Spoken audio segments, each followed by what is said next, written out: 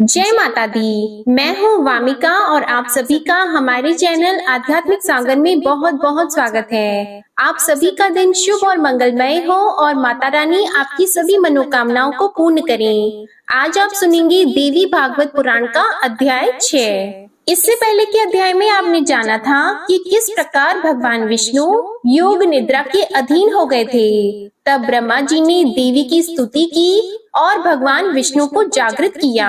आज आप जानेंगे मधु और कैटव के साथ भगवान विष्णु का युद्ध, भगवती की स्तुति से भगवान के द्वारा मधु कैटव का सम्मोहन और भगवान विष्णु के द्वारा उनके वध का वर्णन। श्री सूत जी कहते हैं, जब जगत गुरु भगवान विष्णु के श्री विग्रह से निद्रा दूर हुई, उनके नेत्र, मुख, नासिका, बाहु, हृदय और वक्ष स्थल सभी अंगों से निकलकर उस तामसी देवी ने मूर्तिमान होकर आकाश में स्थान बना लिया और भगवान बार बार जम्भाई लेते हुए उठकर बैठ गए। तब उन्होंने देखा वहीं प्रजापति ब्रह्मा जी भयभीत होकर उनके सामने खड़े हैं। फिर तो महान तेजस्वी श्री विष्णु मेघ की भांति गंभीर वाणी में कहने लगे, हे पद्म योनि ब्रह्मा जी, आप जब तब छोड़कर यहाँ कैसे आ गए? भगवान, क्यों आप इतने चिंतित हैं? आपका मन भय से अत्यंत घबराया हुआ क्यों है? तब ब्रह्मा जी कहने लगे, भगवान, मधु और कैटव नामक दो दैत्य आपके कान की मैल से उत्पन्न हुए हैं। उनका रूप बड़ा ही भयंकर है और वे अपार बली हैं। वे दोनों मुझे मारने के लिए उपस्थित हैं। जगत प्रभु, उन्हीं से डरकर मैं आपके पास चला आया। भगवान, भय से मेरा कलेजा कांप रहा है और चेतना लुप्त सी हो रही है। अब आप ही मुझे बचाइए। तब भगवान विष्णु बोले, ब्रह्मा जी, यहाँ विराजिए। अब आपका भय समाप्त हो गया।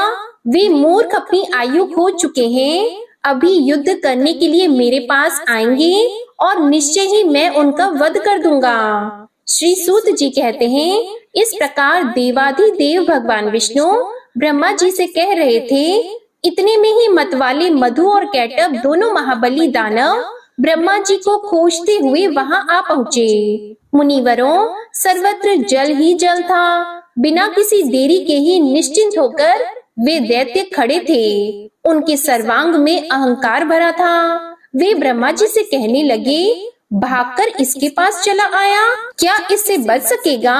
युद्ध कर, यह देखता ही रहेगा और हम तेरे प्राण हर लेंगे। इसके बाद सर्प के फन पर बैठने वाले इसे भी हम मारेंगे। किंतु पहले अभी तू लड़ ले, या लड़ना नहीं चाहता तो मैं तुम्हारा दास हूँ, यूं कह दे। श्री सूत जी कहते हैं, मधु और कैटव की बात को सुनकर भगवान विष्णु उनसे कहने लगे, हे दानव श्रेष्ठ, तुम इच्छा पूर्वक मुझसे युद्ध कर लो। महाभाग, तुम बड़े बली हो, तुम्हें बहुत अभिमान हो गया है। यदि युद्ध करने की अभिलाषा हो तो आ जाओ, मैं तुम्हारा अभिमान दूर कर दूंगा। सूत जी कहते हैं, भगवान विष्णु के वचन सुनकर मधु और कैटव की आंखें क्रोध से लाल हो उठी। वे बिना किसी सहारे जल में ही खड़े थे, फिर भी श्री हरि से युद्ध करने के लिए तैयार हो गए। मधु कुपित होकर तुरंत ही भगवान से लड़ने के लिए आगे आ गया था। अभी कैटव वहीं ठहर गया था। दो मतवाले पहलवानों की भांति भगवान विष्णु और मधु मल्ल युद्ध करने लगे। मधु के थक जाने पर कैटव लड़ने लगता था, फिर मधु और फिर कैटव, यूं बार बार वे क्रोधान दैत्य शक्तिशाली श्री हरि के साथ बाहु युद्ध करने में संलग्न हो गए। उस समय ब्रह्मा जी और भगवती शक्ति ये दोनों आकाश में खड़े होकर यह दृश्य देख रहे थे। मधु और कैटव को कुछ श्रम न हुआ और भगवान विष्णु थक से गए। जब 5000 वर्षों तक लड़ाई होती ही रही, तब भगवान श्री हरि मधु एवं कैटव की मृत्यु के विषय में विचार करने लगे। सोचा, अरे, मैंने 5000 वर्षों तक युद्ध किया, फिर भी इन भयंकर दानवों को श्रम तक न हुआ और मैं थक गया। यह बड़े ही आश्चर्य की बात है। मेरा बल और पराक्रम कहाँ चला गया? ये दानव सदा स्वस्थ ही कैसे रह जाते हैं? कौन सा ऐसा कारण इस समय उपस्थित हो गया? यूं भगवान विष्णु को चिंतित देखकर मधु और कैटव को अपार हर्ष हुआ। तब वे मतवाले दानव मेघ की भांति गंभीर वाणी में कहने लगे, विष्णु, यदि तुझ में बल न रहा और युद्ध करने से थकान आ गई तो मस्तक तक हाथ जोड़कर कह दे कि मैं अब तुम लोगों का दास बन गया। महामते, यदि यह न जचे, अभी कुछ शक्ति शेष हो तो युद्ध कर, तुझे तो हम मार ही डालेंगे, साथ ही इस 4 मुख वाले ब्रह्मा के भी प्राण हर लेंगे। सूत जी कहते हैं, महाभाग श्री विष्णु अगाध जल में विराजमान थे। मधु और कैटब ने उन्हें यों खरी खोटी सुनाई। उनकी बात को सुनकर भगवान शांति पूर्वक मधुर वचन कहने लगे। भगवान बोले, जो थक गया हो, डरा हो, जिसके हथियार गिर पड़े हो, स्वयं गिर गया हो, अथवा अभी जो बालक हो, इन पर शूरवीर पुरुष प्रहार नहीं करते। यही सनातन धर्म है। इस युद्ध भूमि में मैंने 5000 वर्षों तक लड़ाई की। मैं अकेला हूँ और समान बल वाले तुम 2 भाई लड़ रहे हो। तुम दोनों समय समय पर जैसे विश्राम कर लेते हो, वैसे ही मैं भी कुछ विश्राम करके युद्ध करूंगा। इसमें क्या संदेह है? माना तुम दोनों महान मत वाले शूरवीर हो, परंतु कुछ समय तक ठहरो, मैं विश्राम कर लूं, फिर न्याय पूर्वक युद्ध आरंभ होगा। सूत जी कहते हैं, भगवान विष्णु का उक्त कथन सुनकर दानव श्रेष्ठ मधु और कैटब शांत हो गए। फिर युद्ध होगा, यो निश्चय करके कुछ समय के लिए वे दूर जाकर खड़े हो गए। इधर चतुर्भुज भगवान विष्णु ने देखा मधु और कैटब यहाँ से बहुत दूर चले गए हैं। तब उन्होंने उनकी मृत्यु क्यों नहीं होती, इसका कारण सोचा। विचार करने पर ज्ञात हुआ कि भगवती ने इन्हें वरदान दिया है, ये जब चाहेंगे तभी मृत्यु इनके पास आएगी। इसी से ये शांत भी नहीं होते।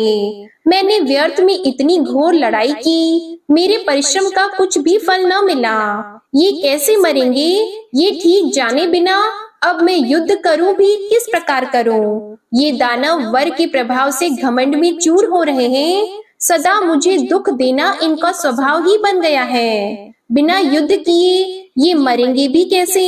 भगवती वर दे चुकी है, वह उसे टाल नहीं सकती। भला अपनी इच्छा से तो दुखी आदमी भी मृत्यु का आह्वान नहीं करता, फिर ये क्यों मरना चाहेंगे? जब कोई असाध्य रोगी या दरिद्र भी स्वयं मरना नहीं चाहता, फिर ये तो अभिमान में चूर रहते हैं, अपनी मृत्यु क्यों चाहेंगे? अतः मैं अब सभी मनोरथ पूर्ण करने वाली उन विद्यामयी शक्ति की शरण में चलूं, क्योंकि अब उनके प्रसन्न हुए बिना कार्य सिद्ध नहीं हो सकता। भगवान विष्णु यूं सोच ही रहे थे, इतने में ही मन को मुग्ध करने वाली भगवती योग निद्रा के उन्हें दर्शन हुए।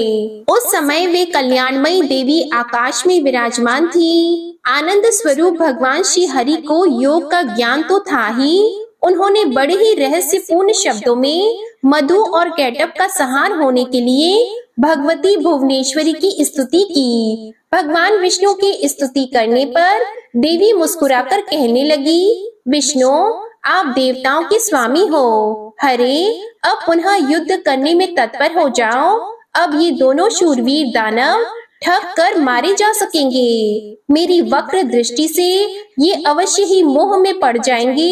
नारायण, मेरी माया से मोहित हो जाने पर आप शीघ्र ही इन्हें मार डालना। सूत जी कहते हैं, देवी भगवती की प्रेम रस से सनी हुई वाणी को सुनकर भगवान विष्णु युद्ध भूमि में आकर खड़े हो गए।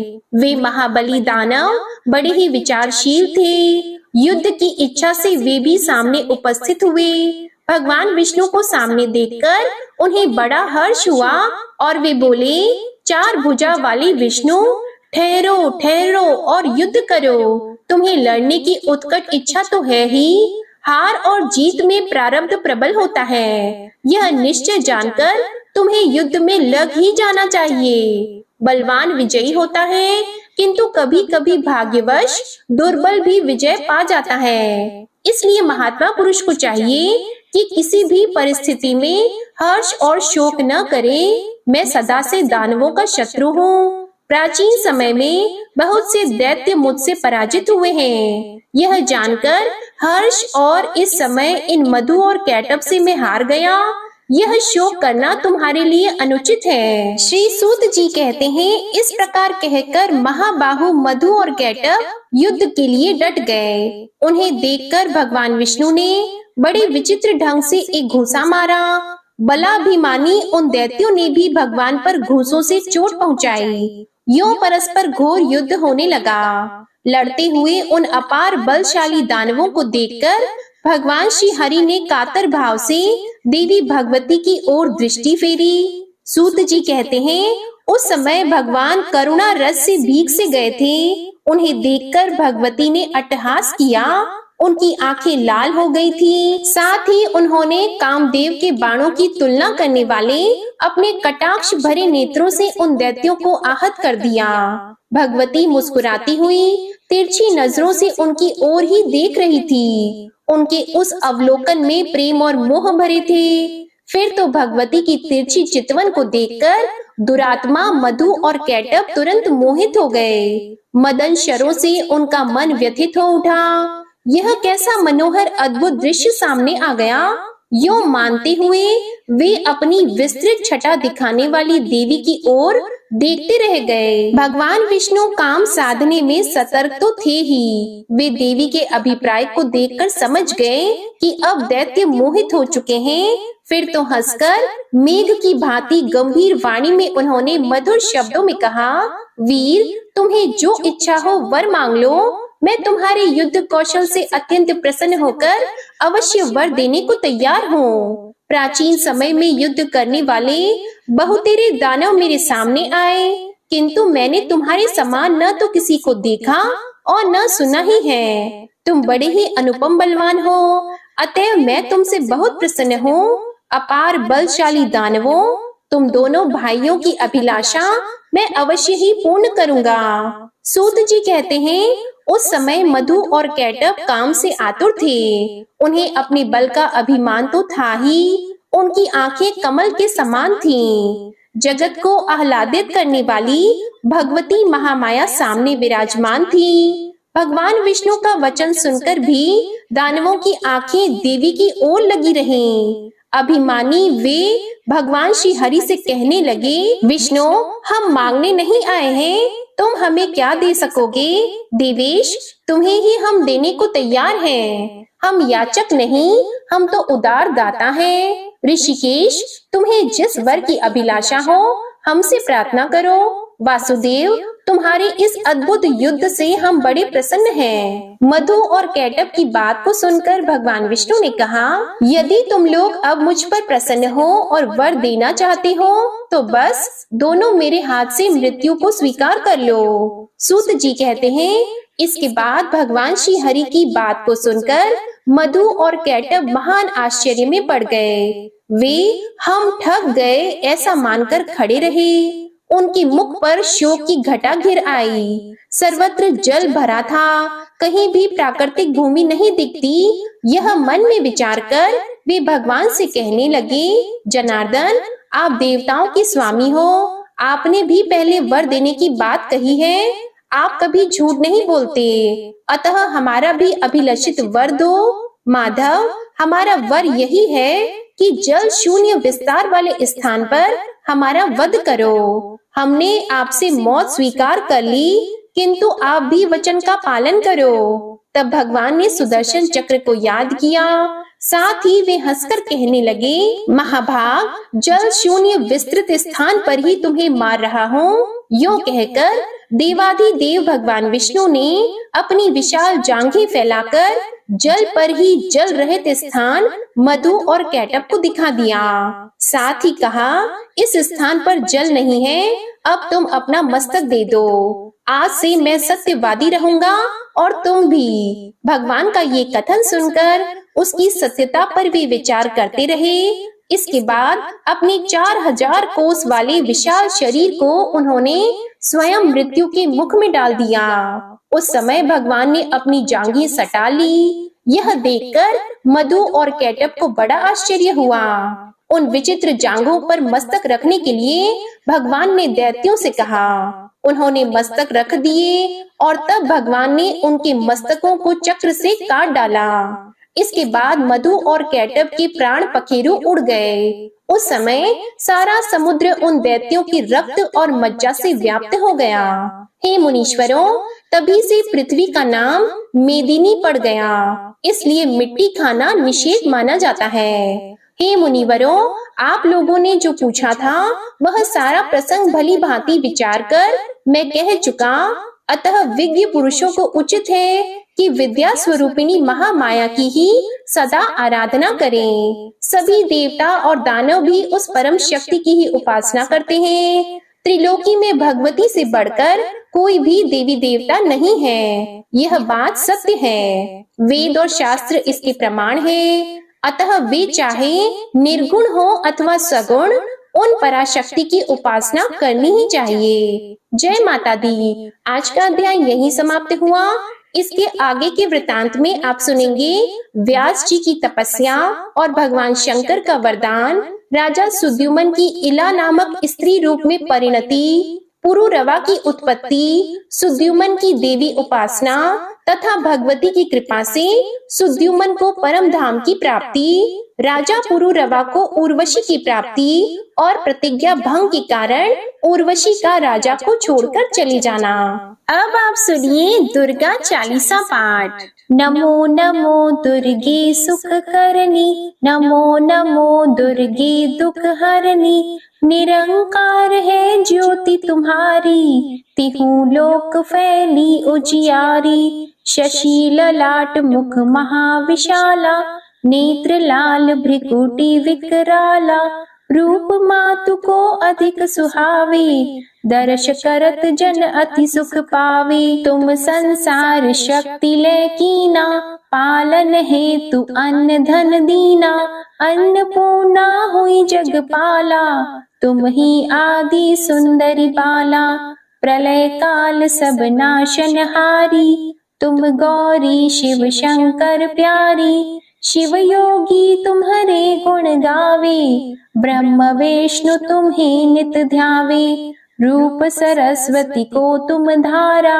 दे सुबुद्धि ऋषि मुनिन उबारा, धरयो रूप नरसिंह को अम्बा, परगट पई फाड़ कर खम्बा, रक्षा करी प्रहलाद बचायो, हिरण्याक्ष को स्वर्ग पठायो, लक्ष्मी रूप धरो जग माही, श्री नारायण अंग समाही, क्षीर संधु में करत विलासा, दया सिंधु दीजे मन आसा, हिंगलाज में तुम्ही भवानी, महिमा अमित न जात बखानी, मातंगी अरुधुमावती माता, भुवनेश्वरी बगला सुखदाता, श्री भैरव तारा जगतारिणी, छिन्न भाल भव दुख निवारिणी, के हरि वाहन सोह भवानी, लांगुर वीर चलत अगवानी, कर में खप्पर खड़ग विराजी, जाको देख काल डर भाजी, सोहे अस्त्र और त्रिशूला,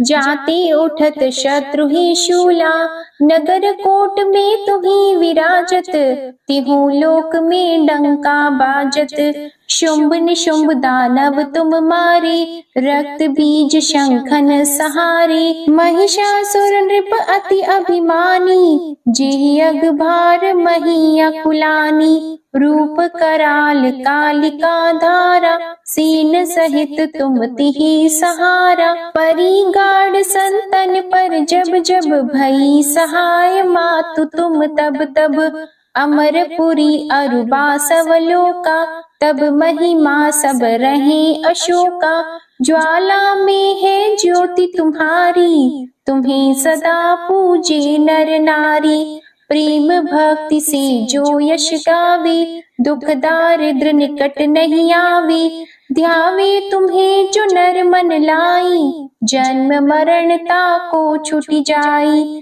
जोगी सुर मुनि कहत पुकारी, योग न हो बिन शक्ति तुम्हारी, शंकर आचार्य तप कीनो, काम अरु क्रोध जित सब लीनो, निश दिन ध्यान धरो शंकर को, काहु काल नहीं सुमिरो तुमको, शक्ति रूप का मर मन पायो, शक्ति गई तब मन पछतायो, शरणागत हुई कीर्ति बखानी, जय जय जय जगदम्बा भवानी। भई प्रसन्न आदि जगदम्बा, दई शक्ति नहीं कीन विलंबा।